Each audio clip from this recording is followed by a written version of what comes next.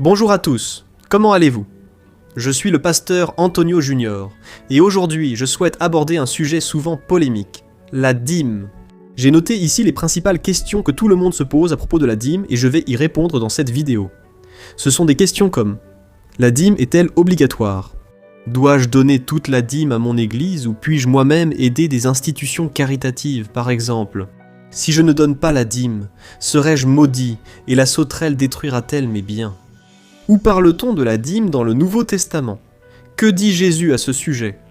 Alors, reste avec moi jusqu'à la fin, tu pourras aussi aider d'autres personnes ayant des doutes sur ce sujet, d'accord? Avant de commencer, je t'invite à t'abonner à ma chaîne en cliquant sur le bouton sous la vidéo. Une petite cloche va apparaître à côté. Il est essentiel de l'activer et de choisir l'option « Toutes » pour recevoir toutes les notifications. À chaque fois que je publie un nouveau message ici sur la chaîne, d'accord? Frère, allons-y! Une fois j'étais à l'église, et vous n'allez pas croire ce que j'ai entendu d'un pasteur. Le pasteur a affirmé que sans dîme, on n'irait pas au paradis. Et comment a-t-il justifié cette idée? Il a cité un passage du livre de Malachie qui dit que le peuple d'Israël volait Dieu parce qu'il ne donnait pas la dîme. Puis il a associé cela à un autre passage du Nouveau Testament qui dit que les voleurs n'hériteront pas du royaume de Dieu. Il a dit que ne pas donner la dîme, c'est voler, et que les voleurs n'hériteront pas du royaume de Dieu. Mais ça c'est une hérésie, parce qu'il a pris deux passages hors de leur contexte original et il les a appliqués à notre époque. C'est sûr, beaucoup de gens ont eu peur et par manque de connaissance des Écritures, par ignorance de la parole de Dieu, le peuple périt, le peuple souffre. Alors frères, nous devons faire très attention, car il y a beaucoup de loups déguisés en agneaux, beaucoup de gens qui trompent les autres. Il y a aussi le cas d'une sœur qui m'a raconté que sa mère était très malade et qu'elle avait un besoin urgent de prendre un médicament. Mais l'argent de cette fille était déjà mis de côté pour la dîme. Elle a dit à sa mère qu'elle ne pouvait pas prendre cet argent, car il était consacré au Seigneur. Sa mère a eu de graves problèmes de santé, mais grâce à Dieu, elle a été secourue à temps car elle était restée trop longtemps sans prendre son médicament. Alors frère, vous voyez comme les gens ont du mal à gérer ce sujet. Les doutes sont nombreux, frère. J'ai entendu qu'un pasteur affirmait que sans payer la dîme, il ne fallait même pas revenir à l'église, et que la priorité était de trouver cet argent avant d'y assister. Et c'est ma grand-mère qui m'a raconté ça. Ma grand-mère allait dans une église pentecôtiste, une église très connue dans tout le Brésil, et elle était très triste parce qu'elle n'arrivait pas à réunir cet argent. Frère, j'ai été très attristé par cette situation, et c'est pour cela que j'ai ressenti le besoin d'enregistrer cette vidéo pour vous. Je sais que la question de la dîme est très délicate, car elle touche au péché de l'avarice. Il y a des personnes avares qui enseignent de fausses choses pour gagner de l'argent sur le dos des membres de l'Église, et d'autres personnes avares qui cherchent un prétexte pour ne rien donner à l'Église et ne pas se sentir coupable pour cela. Donc cette vidéo s'adresse à nous tous. Et je vais commencer à expliquer maintenant. Le mot dîme, il apparaît pour la première fois au chapitre 14, du verset 18 au verset 20. Quand Abraham revenait d'une bataille, et qu'il a ramené beaucoup de richesses avec lui. Alors il a rencontré le roi et prêtre Melchizedek, qui a béni Abraham. Et ensuite Abraham a ressenti le désir de donner la dîme de tout ce qu'il avait conquis lors de la bataille. Cette pratique était certainement très courante à l'époque d'Abraham, et c'est pourquoi Moïse, qui a écrit le livre de la Genèse, n'explique pas vraiment d'où Abraham a tiré cette idée, puisque Melchizedek ne lui a même pas demandé cela. Et après cela, nous allons voir la dîme apparaître à l'époque de Jacob. La Bible dit que Jacob fuyait son frère après l'avoir trompé. Il a alors eu une vision de Dieu, des anges du ciel descendant ici sur terre. Et il a alors fait une promesse au Seigneur que si Dieu le bénissait son voyage et le faisait prospérer, Jacob donnerait la dîme de tout ce qu'il gagnerait. Si vous lisez ce passage, vous allez remarquer que Jacob ne l'a pas fait parce que c'était une loi, mais parce qu'il comprenait que c'était un principe, et que ce principe de la dîme plaisait au Seigneur. Et la dîme n'apparaîtra que 500 ans après ces événements, à travers la loi qui a été créée pour le peuple d'Israël. Et regardez comme c'est intéressant. À cette époque, il n'y avait pas d'argent, et c'est pourquoi les Israélites devaient donner 10% de leur récolte. et des animaux, qu'ils élevèrent pour le tabernacle, comme il est écrit dans Lévitique, chapitre 27, verset 30. Cette dîme était utilisée pour s'occuper des Lévites, qui se consacraient entièrement au travail dans le temple. Vous pouvez ensuite lire chez vous, Nombre, chapitre 18, verset 21. Et en plus de cette dîme, les Israélites devaient encore donner la dîme pour financer une fête, une célébration pour Dieu. Regardez ce qui est écrit dans Deutéronome, chapitre 14. Prélevez la dîme de tout ce que la terre produira chaque année. Mangez la dîme du blé, du vin nouveau et de l'huile, ainsi que le premier-né de tous vos troupeaux, en présence du Seigneur, votre Dieu, à l'endroit qu'il choisira pour y faire résider son nom, afin que vous appreniez à toujours craindre le Seigneur, votre Dieu. Et il y avait aussi la dîme qu'il devait donner tous les 3 ans pour prendre soin des Lévites pauvres, des veuves, des orphelins, des... C'est là, dans Deutéronome, chapitre 14, versets 28 et 29, qui disent ceci. À la fin de chaque période de 3 ans, apportez toutes les dîmes de la récolte de la 3e année, et dans votre propre ville, afin que les Lévites, qui ne possèdent ni propriété ni héritage, et les étrangers, les orphelins et les veuves qui vivent dans votre ville, viennent manger et se rassasier, et afin que le Seigneur, votre Dieu, vous bénisse dans tout le travail de vos mains. Alors, regardez comme c'est intéressant. Frères, si vous calculez tout cela, vous verrez que les Israélites devaient donner la dîme qui représentait environ 23,33% de tout ce qu'ils recevaient. C'est pourquoi la dîme, dans l'Ancien Testament, fonctionnait comme une forme d'impôt pour subvenir aux besoins des personnes, et pas seulement comme une règle religieuse. Et c'est toujours dans ce contexte, frères, que la dîme va apparaître dans la Bible à partir de la loi. C'est comme s'il s'agissait d'un impôt, d'une taxe, que les gens d'Israël devaient payer. Et c'est pour cela que ce passage de l'Ancien Testament, du livre de Malachie, dit que le peuple d'Israël volait le Seigneur parce qu'il ne payait pas la dîme. C'est parce que les Israélites avaient l'obligation de subvenir aux besoins des Lévites et des prêtres qui s'occupaient du temple. Donc, quand ils ne donnaient pas la dîme, ils paralysaient l'œuvre de Dieu, puisque si eux ne faisaient pas ce travail, personne d'autre ne pouvait le faire.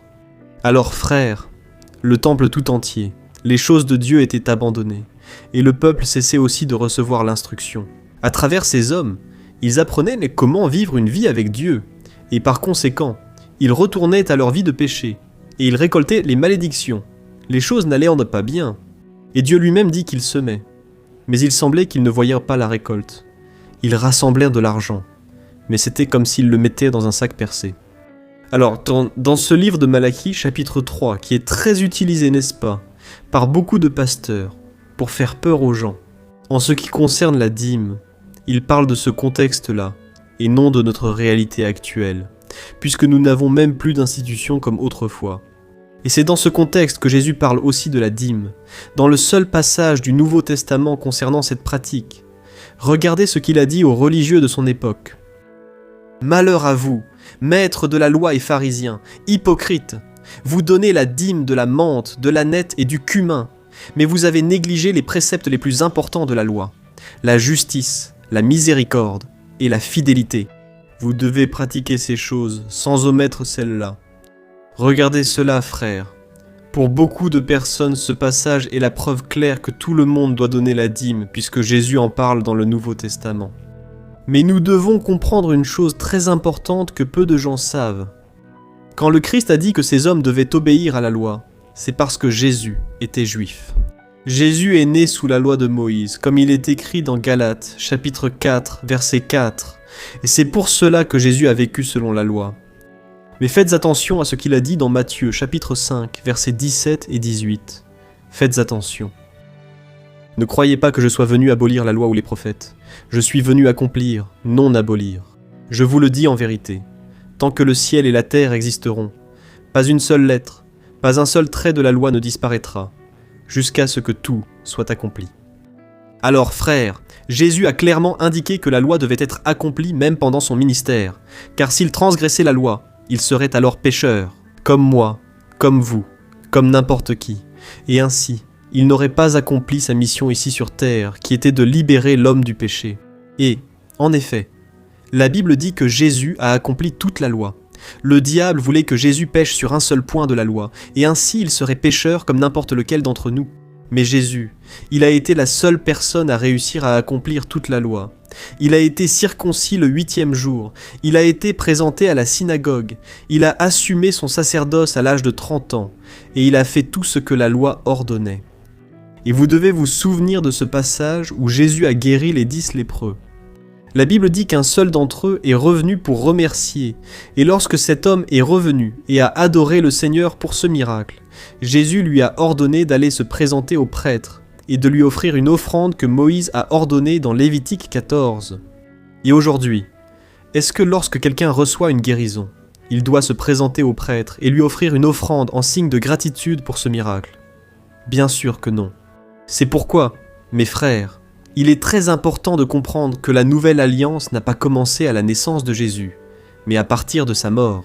Je vais vous laisser quelques passages ici pour que vous puissiez voir cela. La nouvelle alliance n'a commencé qu'après que Jésus soit mort et ressuscité. Et ainsi, Jésus a rendu l'esprit, le voile s'est déchiré, et là a commencé une nouvelle étape pour l'humanité, clôturant ainsi toute l'ordonnance de Moïse et introduisant l'évangile du salut par la résurrection du Christ. Amen. Alors mes frères, jusqu'ici, j'ai déjà répondu à certaines questions. Vous ne serez pas maudits si vous ne donnez pas votre dîme. Vous n'avez pas non plus l'obligation de donner la dîme, comme s'il s'agissait d'un impôt, pour aider au tabernacle ou au temple, car cela ne fait plus partie de la réalité de l'Église. D'abord, car si c'était vrai, vous ne devriez pas donner seulement 10%, mais plutôt environ 23% de vos revenus. Et je crois que cela deviendrait très difficile pour beaucoup de gens. Et cela servait à soutenir ce système qui fonctionnait dans l'Ancien Testament et qui n'est plus notre réalité aujourd'hui.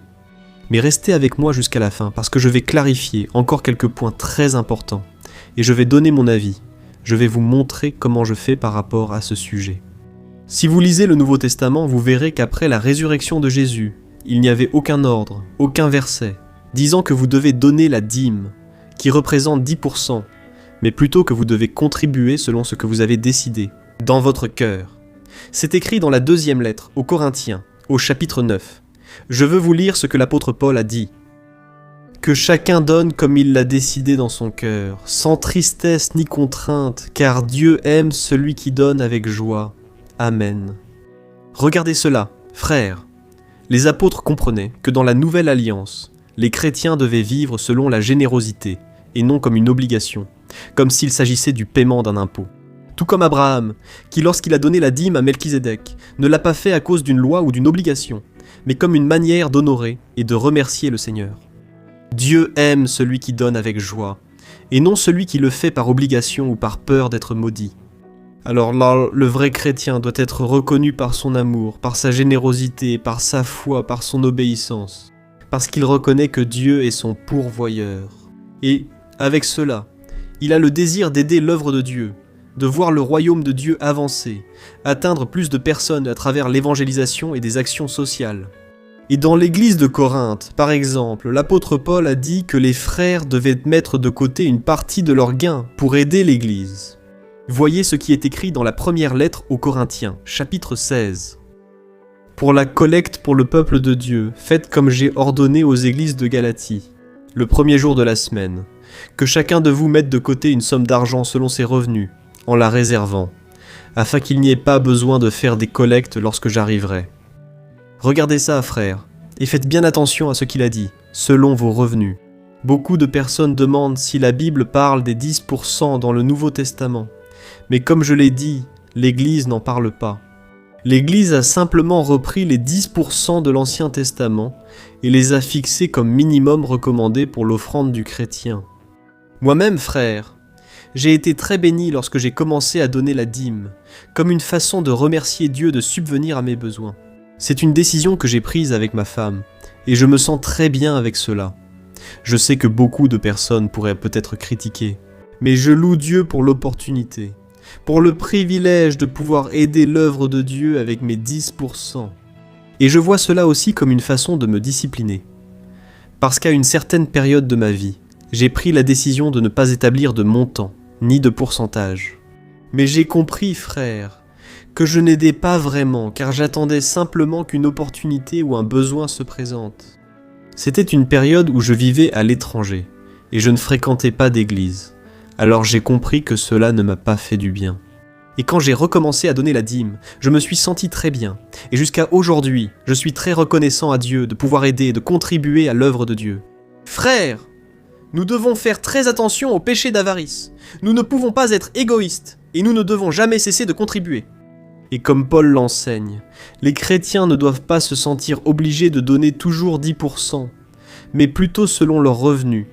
Parfois, cela signifie donner plus que la dîme. Parfois, cela signifie donner moins si vous n'en avez pas les moyens.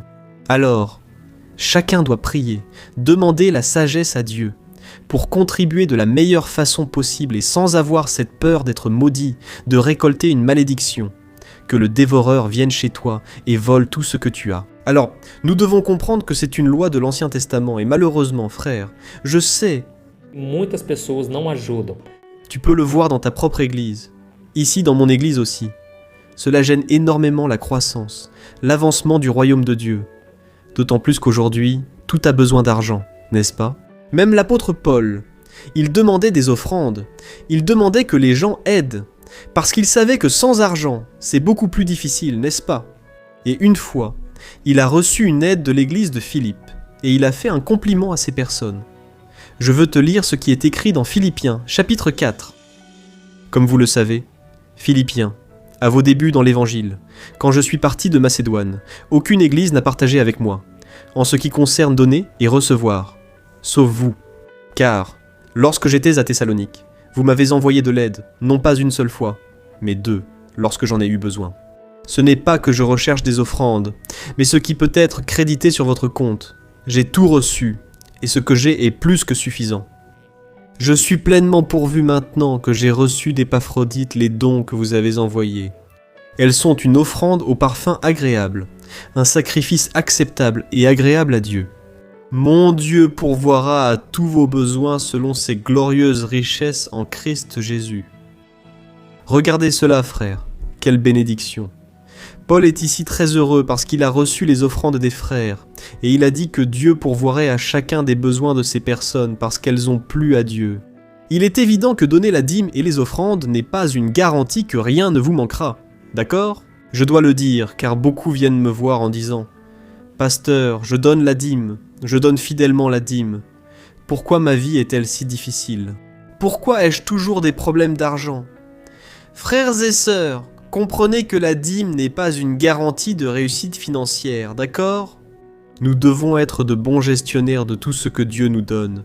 Nous devons travailler pour notre subsistance parce que l'argent ne va pas simplement tomber dans vos mains. Alors, nous devons travailler. Nous devons faire notre part, d'accord ? Et maintenant, je vais répondre à quelques questions très courantes que les gens me posent. Récemment, un ami m'a demandé « Pasteur, je n'ai pas donné la dîme ce mois-ci. Est-ce que je dois donner la dîme le mois suivant, ou ce mois-ci en même temps que la dîme que je n'ai pas donnée ?» Alors, frère, comme je l'ai dit, dans le Nouveau Testament, la contribution n'est pas une forme d'impôt, mais plutôt un acte d'amour, un acte de générosité. Donc, si le mois dernier, pour une raison quelconque, vous n'avez pas contribué, vous ne devez cela à personne. L'important, c'est de ne pas perdre l'habitude de contribuer, d'accord ? Par exemple, Paul. Il n'a pas dit aux frères de l'Église que s'il ne donnait rien, il lui devrait quelque chose. Non, il a seulement félicité ses frères quand ils l'ont aidé. Et une autre question que j'entends souvent des gens, c'est celle-ci. Pasteur, est-ce que je dois tout donner à l'Église, ou puis-je distribuer ma dîme comme je le souhaite ? Mes frères, dans le Nouveau Testament, il n'est plus question d'un lieu précis pour donner, contrairement à l'Ancien Testament. Je pense que si vous allez à l'église, vous devez aider. Oui, vous profitez de cet endroit. Vous êtes assis sur une chaise qui a coûté de l'argent. Vous êtes dans un lieu où il y a de l'eau, de l'électricité à payer. Il y a des personnes impliquées dans cette œuvre, donc oui, vous devez aider votre église. L'église doit aussi payer le salaire du pasteur qui se consacre à l'œuvre. Beaucoup d'églises ont plusieurs pasteurs. Il y a plusieurs personnes qui travaillent directement dans l'œuvre. Donc, je suis bien d'accord pour que vous aidiez votre congrégation, d'accord ? Je sais que beaucoup de personnes vont peut-être dire « Ah, pasteur, mais dans mon église, les gens n'aident pas. » Pasteur, j'ai déjà analysé, les gens ne font pas d'action sociale. Mais est-ce que ce n'est pas aussi parce que l'Église manque de ressources. Peut-être qu'il y a peu de ressources. Donc c'est à vous d'y réfléchir, d'accord ? Et en ce qui concerne le fait de séparer une partie de votre dîme pour aider des institutions ou des personnes dans le besoin, je pense qu'il n'y a rien de mal à cela. Ce qui compte, c'est l'intention de votre cœur. Tout comme l'a dit l'apôtre Paul, chacun doit donner selon ce qu'il a décidé dans son cœur. D'accord ? Autre question fréquente. Pasteur, dois-je donner la dîme sur le brut ou le net ? Mon frère, si tu as regardé jusqu'ici, tu as vu qu'il n'y a pas de montant fixé. C'est toi qui vas déterminer dans ton cœur comment tu veux contribuer selon ta réalité, selon la joie que tu ressens à participer à l'œuvre que Dieu accomplit. Alors, je te conseille de payer d'abord tes employés et toutes les autres dépenses de l'entreprise, car le bénéfice réel, tu verras qu'il est bien inférieur au montant total que tu as reçu. Donner la dîme sur le montant total peut même te mener à t'endetter. Et il y a des personnes qui, même si elles donnent 10, 15, 20% de ce qu'elles reçoivent, n'auront pas de problème financier. Et laisse-moi te dire une chose, malheureusement, la plupart des personnes qui posent ces questions à propos de la dîme, ce n'est pas parce qu'elles veulent donner 10%, mais c'est parce qu'elles veulent donner Menos. Elas estão querendo juntar de l'argent. Et nous devons aussi faire attention à cela. Parce que l'œuvre de Dieu doit passer en premier. Nous devons donner la priorité aux choses du Seigneur. Nous devons comprendre que lorsque nous donnons la priorité à Dieu dans tous les domaines, cela touche aussi à notre portefeuille. Oui, nous plaisons à Dieu, parce que Dieu voit l'attitude de notre cœur. Amen. Malheureusement, les gens cherchent toujours une façon de se justifier parce qu'ils n'aident en rien. Et il faut se rappeler qu'à l'époque des disciples, dans les premiers chapitres des Actes, ces gens donnaient tout ce qu'ils avaient. Parfois, ils vendaient des propriétés. Ils étaient très généreux, et personne ne se préoccupait de faire des calculs. Parce qu'ils ressentaient un très grand désir de participer à quelque chose qui était bien plus grand que ce qu'ils avaient. Et Jésus a dit que là où est ton trésor, là aussi sera ton cœur. Alors mon frère, si tu valorises l'œuvre de Dieu et les personnes qui y travaillent, tu seras très heureux. Dieu pourvoira à tes besoins, car Dieu honore ceux qui l'honorent. Alors, frères, nous devons comprendre cela. Il existe une loi de la générosité, et la Bible dit que le généreux prospérera. Celui qui apporte du soulagement aux autres recevra du soulagement. Alors, c'est un principe que je voulais vous apporter ici. Nous devons avoir de la joie. Je crois que c'est le but de l'Évangile. Faire tout de tout cœur pour Dieu. Tout ce que nous faisons doit prospérer. Les gens doivent agir comme si c'était pour le Seigneur. Amen. Ne te sens pas sous pression. Ne laisse personne non plus t'obliger à faire quoi que ce soit. Si tu as choisi de donner, si tu as choisi de contribuer, que cela soit de tout cœur. Remercie simplement Dieu, car Dieu te donne les moyens, et cela, frère, c'est un privilège. Amen. Et juste pour qu'on termine, quelque chose de très important. Tous les membres de l'Église ont le droit de savoir où vont ces dîmes. Je sais que la plupart des gens disent bon comme ça, « Ah, mais moi je donne la dîme et je ne veux pas savoir ce qu'on en fait. » C'est vrai, frère, l'Église connaît les besoins mieux que les membres. Ceux qui sont à la direction savent vraiment quels sont les plus grands besoins. Mais vous pouvez, oui, vous renseigner sur la destination de cette dîme, d'accord ? Il faut qu'il y ait de la transparence dans la gestion des comptes de l'Église. Parce que nous sommes chrétiens, et nous devons être honnêtes en tout, surtout dans les choses qui concernent Dieu. Et en plus, quand il y a de la transparence, les membres se sentent beaucoup plus en sécurité, et ils ont tendance à aider encore plus. Amen. Et je veux te donner ici un dernier conseil. Mets de côté une somme chaque mois. À chaque fois que tu reçois de l'argent, mets une somme de côté, parce que cela va te discipliner. Si tu attends qu'il y ait quelqu'un qui ait des besoins, tu vas manquer d'aider beaucoup dans l'œuvre de Dieu. C'est logique que le Seigneur, Dieu, n'a pas besoin d'argent, mais son œuvre crée l'habitude de contribuer, et tu seras en train d'investir dans quelque chose qui portera des fruits pour la vie éternelle. Amen.